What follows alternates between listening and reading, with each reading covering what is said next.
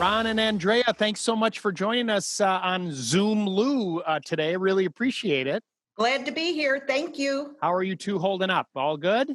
Well, we have a little problem in our yard. We're not quite sure what it is.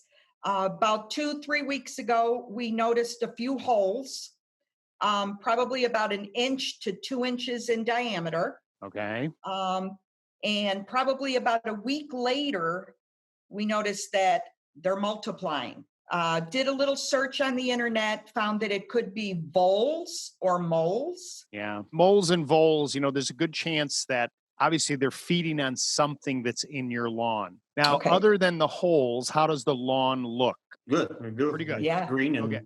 Typically, the month of June is when you would put down a product called GrubX or a grub fighting tool where you can have bugs inside there. You guys are in Illinois. There's been a lot of rain in Illinois, and so the grass is super green, and there's a good Right. chance that a lot of stuff is more advanced. And so, if you go to the hardware store or the garden center, you'll find like some sort of insect control that does grubs and a whole bunch of other things. I would put that down on your lawn right now. And there's a couple ways to go about this, and I tend to, there are of course certain poisons and things you could use. A lot of people don't like that, and I'm not a huge fan because you got to worry about other animals that could come on there. Do you have a pet?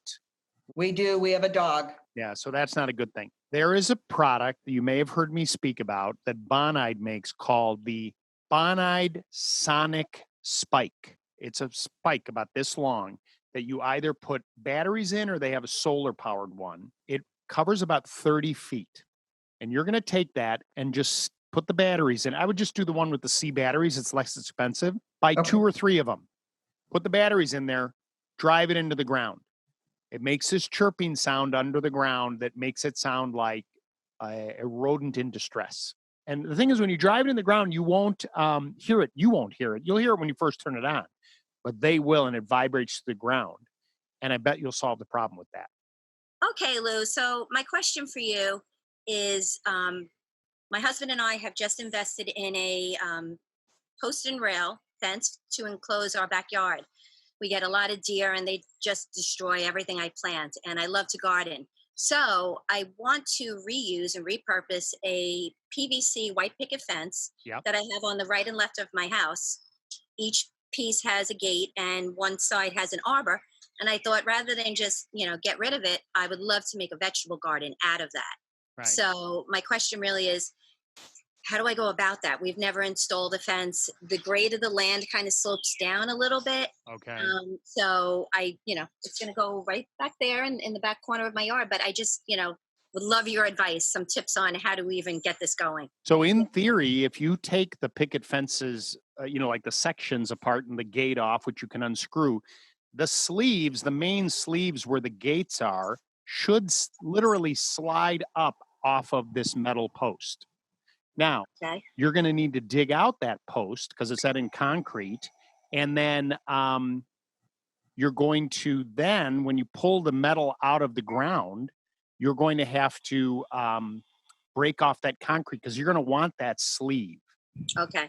Then when you locate it where you want to go, the one thing is because you have the sloping going down, you may actually have to get some landscape timbers to place on the ground to make a level portion so that this enclosure that you're going to make for the garden is key.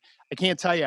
I mean, so many people are gardening now, myself included. And if you do not protect whatever you're going to grow with some type of fencing, and I don't know how close the pickets are, but you may actually have to put some chicken wire or something on the inside as well.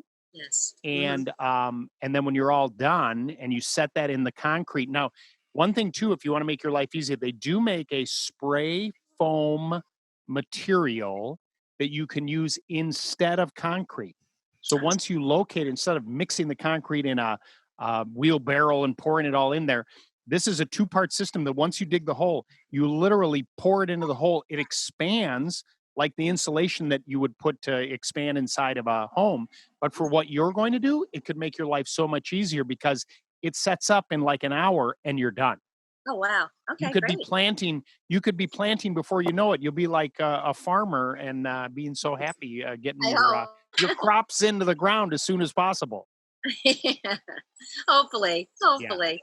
Yeah. Yeah. Do me a favor. I know that we're zooming all this, but when you get all done, Mhm. I want you to send me a picture of that, and maybe we'll include it in a show down the line.